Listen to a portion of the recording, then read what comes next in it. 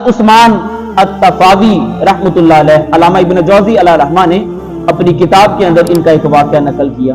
وہ کہتے ہیں کہ میری والدہ محترمہ عبادت گزار خواتین میں سے تھی، اور کہا کہ ان کو عورتیں راہبہ کہا کرتی تھی، راہبہ اللہ کی عبادت کرنے والی۔ کہا کہ جب ان کا انتقال ہو گیا تو میں ان کی قبر پر جا کر ان کے لیے دعا بھی کرتا، استغفار بھی کرتا، اور میری یہ روٹین کے اندر یہ بات شامل تھی کہ ہر جمعہ میں اپنی ماں کی قبر پر جا کر حاضری دیتا تھا، صرف ماں کے لیے نہیں بلکہ پورے اہل قبرستان کے لیے میں دعائے مغفرت کیا کرتا تھا۔ کہا کہ ایک مرتبہ ایسا ہوا کہ رات کو سوتا ہوں تو کہا کہ ماں خواب کے اندر آ جاتی ہے، جو چکر لگاتے ہیں اپنی ماں کی قبر پر، تو آخرکار ایک دن آنکھ کھلتی ہے تو ماں کی بھی زیارت ہو جاتی ہے۔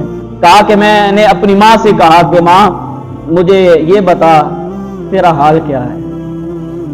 میں نے اپنی ماں سے پوچھا ماں تیرا حال کیا ہے؟ تو آگے سے ماں کہنے لگی کہ بیٹا موت کی سختی یہ بہت بڑی سختی ہے۔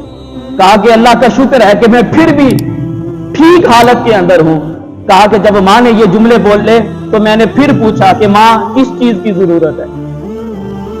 ایک تو حال پوچھا اور یہ دوسری بات پوچھی کہ ماں کس چیز کی ضرورت ہے؟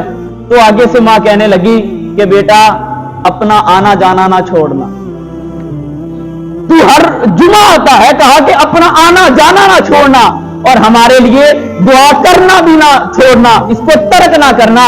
اور فرمایا جب تو گھر سے چلتا ہے میرے پاس حاضر ہونے کے لیے، فرمایا کہ مجھے بتا دیا جاتا ہے کہ اے فلاں آج تیرا بیٹا تیری قبر کی زیارت کرنے کے لیے آ رہا ہے۔